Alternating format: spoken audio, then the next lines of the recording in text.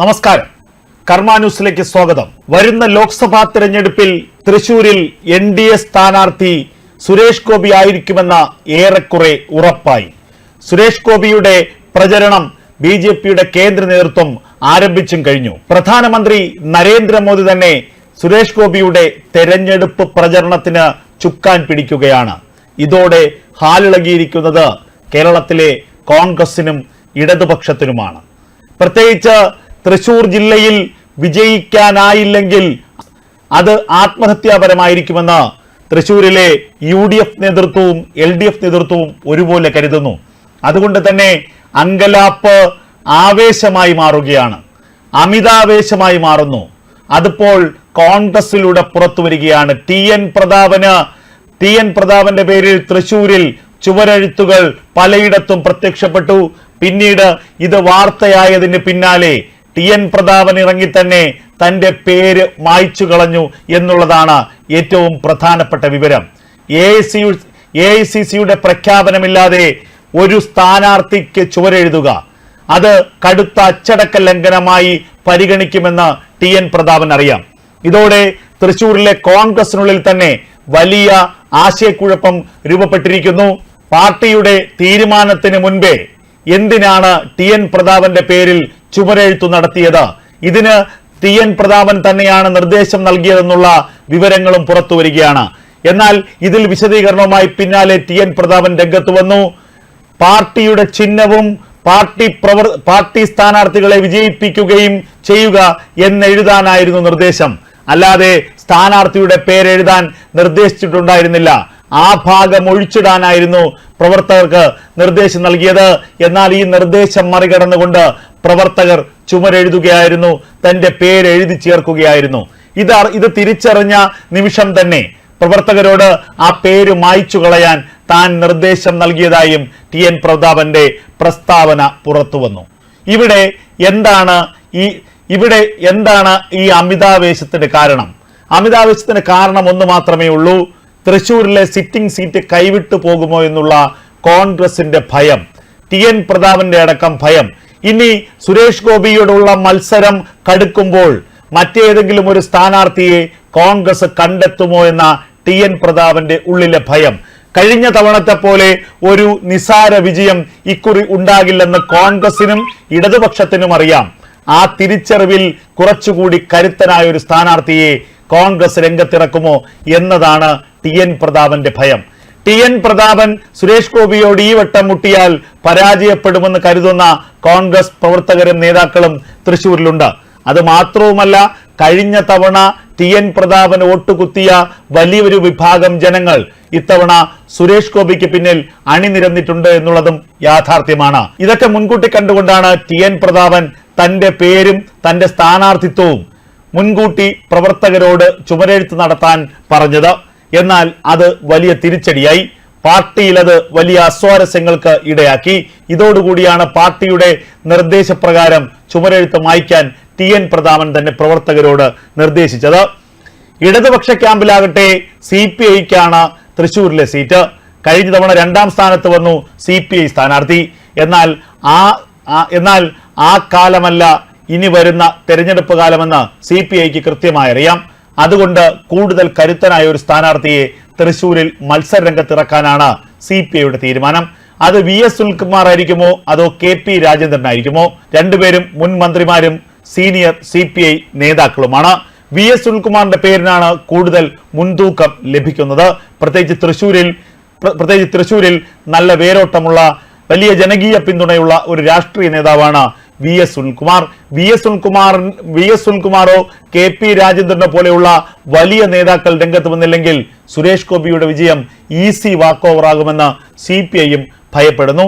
അതുകൊണ്ട് തന്നെയാണ് ഇപ്പോൾ ഈ തെരഞ്ഞെടുപ്പിനും വളരെ മുമ്പേ ഇടതുമുന്നണിയിലും വലതുമുന്നണിയിലും സ്ഥാനാർത്ഥികളെ സംബന്ധിച്ചുള്ള ചർച്ചകൾ സജീവമാകുന്നത്.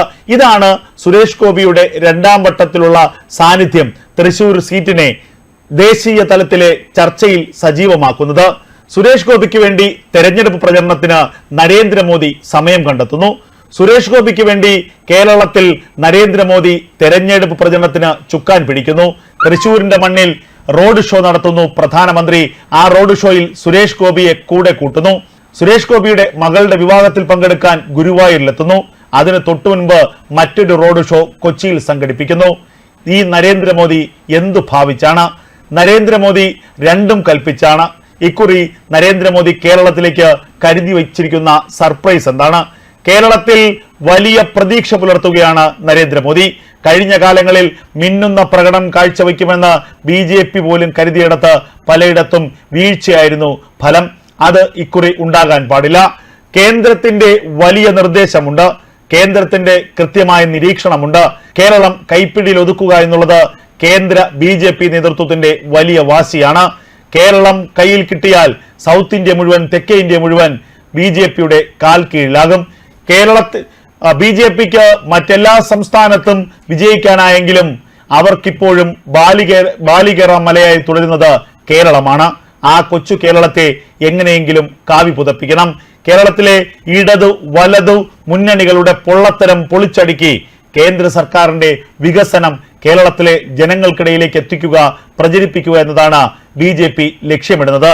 അതിന് ഏറ്റവും യോഗ്യനായ ആൾ പ്രധാനമന്ത്രി നരേന്ദ്രമോദി തന്നെയാണ്. ആ പ്രധാനമന്ത്രി നരേന്ദ്രമോദിയെ കേരളത്തിലേക്ക് ഇറക്കി വിടുക. പ്രധാനമന്ത്രി എല്ലാ മാസവും അല്ലെങ്കിൽ എല്ലാ പ്രധാനപ്പെട്ട സംഭവങ്ങളിലും കേരളത്തിലേക്ക് എത്തുക. കേരളത്തിലെ ജനങ്ങളുമായി പ്രധാനമന്ത്രി നേരിട്ട് സംവദിക്കുക. തൃശൂരിൽ നരേന്ദ്രമോദി എത്തിയ പരിപാടിക്ക് എത്തിയ ജനങ്ങളുടെ ബാഹുല്യം BJPക്ക് വലിയ ആഹ്ലാദം